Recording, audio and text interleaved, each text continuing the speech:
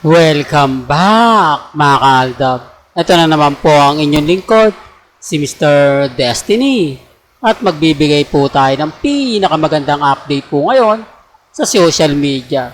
Itong video po na pinanonood nyo, ito po yung pagdating ni Catherine sa Canada. Pansinin nyo po, halos ko konti lang po yung sumalubong, no? Parang mabibilang mo lang talaga yung mga taong nagmamahal kay Catherine. Pero kapag ka nag-react sila sa social media, sinasabi nilang milyon-milyon daw ang fans ni Catherine. Oo, dati. Pero ngayon, iba na po yung senaryo. Di po ba? Wala naman po kasing pinagkaiba yan kay Alden at kay Maine. Noong mga panahon talagang napakarami o mas marami pa. Pero dito ang pinupunto natin mga kaalda ba, kapag ka pinag-uusapan si Catherine ni Alden, umiiwas po talaga, no? Pansin nyo? Real talk to mga kaalda ba, sinasabi ko lang po ito sa mga taong sinasabihan ako ng fake news, sinasabihan akong paasa. Di po ba? Yung mga komento po talaga nila, base po sa mga sa mga nakikita nila. Gaya po ng mga sinasabi ng mga mamis, mga titas, mga senyor sa social media. Tapos sa mga article na nakasulat, yung mga sinusulat po na bakit daw si Alden kapag ini-interview si Catherine, walang emosyon. Bakit hindi daw magbigay ng kilig moments para daw po sa mga fans nila? Sayang lang daw yung effort kapag hindi man lang nagre-react. Sample lang po mga kaaldab yun sa article na komento. Si Alden Richards, binata daw. Single, yun ang sabi niya. Sa mga interview ni Alden, lagi niyang sinasabi na single siya. Di po ba?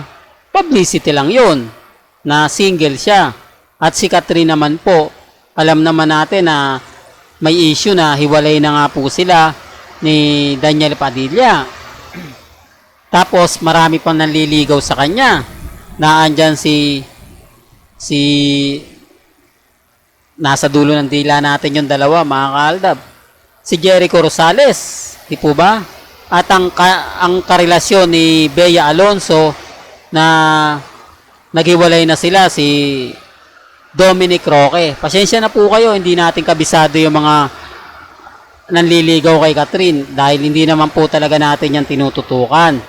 Di po ba? Nakikita lang naman natin yan, nababasa lang naman natin sa mga article na kapag si Alden ang pinag-uusapan. O kaya si Maine. Siyempre, babasahin natin yung article na yon para nga po may paliwanag din sa inyo. Di po ba? Kaya sa mga nagsasabing fake news ako, okay lang yan kasi hindi naman sila nagbabasa ng mga article eh. Mahilig lang po sila sa TikTok, sa Facebook, pero sa mga website at sa mga kapamilya website, hindi naman po sila nagbabasa. Di po ba? Kaya nga po yung mapakinggan ko o mabasa ko, tama naman. Kasi, po pwede naman sabihin ni Alden na may relasyon sila ni Catherine. Wala naman pong mawawala, di po ba? Binata naman kuno si Alden. At dalaga naman si Catherine. Kung titignan nyo, bagay na bagay daw naman talaga yung dalawa. Bukod sa sikat si Catherine, sikat na sikat din si Alden.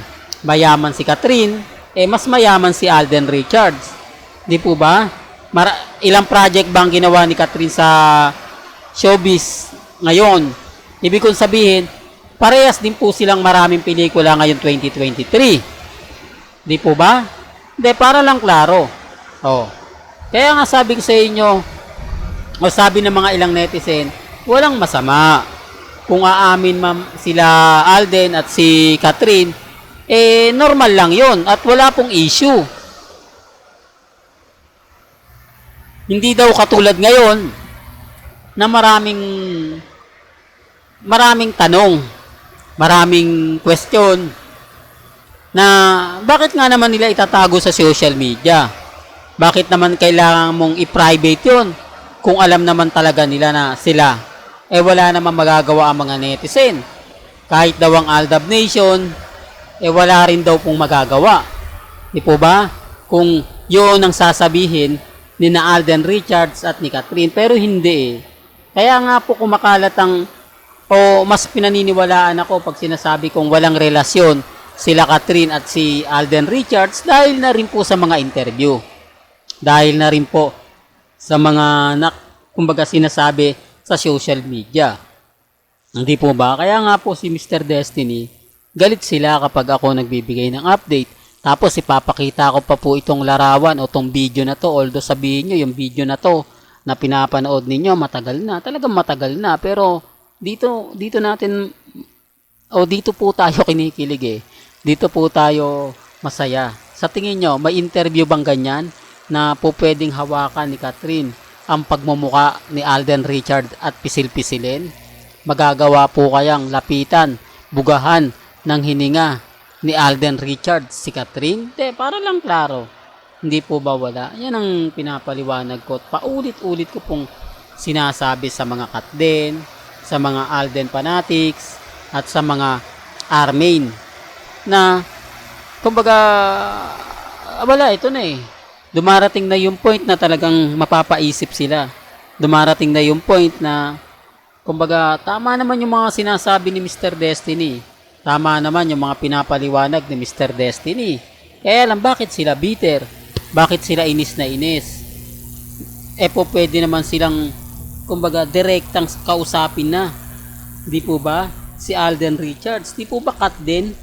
Binigyan pa nga ng cup si Alden. Gumawa pa ng tarpaulin o ng print. Tapos may mga tarpaulin pa at kumakalat na nga po sa social media. Pero biglang naglaho. Di po ba? At eto pa, pwede naman tayong basagin ni Maine. Pwedeng sabihin ni Maine na walang Aldab. Di po ba? Pwede niya namang i-post lagi araw-araw na silang dalawa ni Congressman Arjo ay masayang masaya. Wala eh. Di po ba? Walang ganun eh. Kaya nga sabi ko sa inyo mga ka-Aldab, lalong lumalakas po tayo dahil kinakampihan po tayo. Totoo naman po eh. Kapag sinasabi kong kinakampihan po tayo ng nila Alden at ni Maine, galit na galit sila.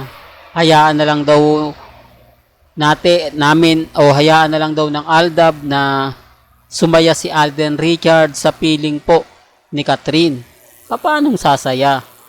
Paanong sila? Una sa lahat, wala naman pong mga post si Catherine na kasama niya lagi sa gig. Si Alden Richards. At una sa lahat, yung kaseksihan ni Catherine, hindi kakayanin ni Alden yan. Siloso si Alden Richards eh. Di po ba? Number 1 siloso. O baka sabihin nyo na naman fake news. O si Arnold Clavio na nag-interview sa kanya yung pinakahuli. Na kumbaga sobra niyang siloso.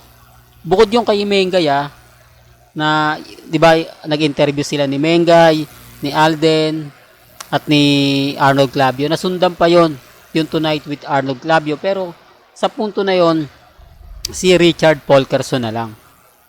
Kaya sabi ko sa inyo, sa social media, sa mga bali-balitang 24 oras, si Alden Richards single, pero si Richard Polkerson may asawa na. Ba? At ito po yung laging tawag ni Bossing alam to ng mga 101% legit Dabbercats na kapag tinatawag niya ni Bossing, hindi Alden ang tawag niya kundi Richards. Di po ba? Kaya nga sabi ko sa inyo, kukunin ni Bossing si Alden para sa pelikula niya. Kasi malakas ito malakas yung karisma. At syempre, kumbaga, para mabago, di po ba? Para magkanoon ng mga sinasenaryo. Siyempre, hindi naman po tatanggi si Alden Richards dahil bukod sa kumpare niya, malaki ang respeto at siyempre utang na loob ni Alden Richards sa Itbulaga dahil diyan siya muling nabuhay. Diyan siya nagkaroon ng talagang masasabi natin na yaman na hindi niya nakuha ng mga panahong kumbaga sumisikat pa siya yung pagsikat niya sa GMA Kapuso. Di po ba? Na ngayon niya lang po malalasap simula 2015 hanggang ngayon, mga Aldab. Real talk to, kaya sa mga matagal na, alam po nila, totoo sinasabi ko, especially mga Alden fanatics.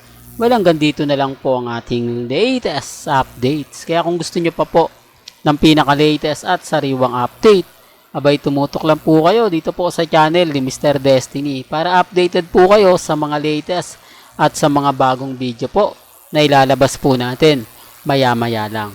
Kaya kung bago ka lang sa channel na to at isa kang true-blooded Aldab Nation na nagmamahal kina Mengay at Tisoy, tama po ang channel na pinuntahan mo, kaya consider na po kitang bagong subscriber. At huwag mong kalimutang i-share ang mga video po natin sa mga mami, sa mga titas at sa mga senyor.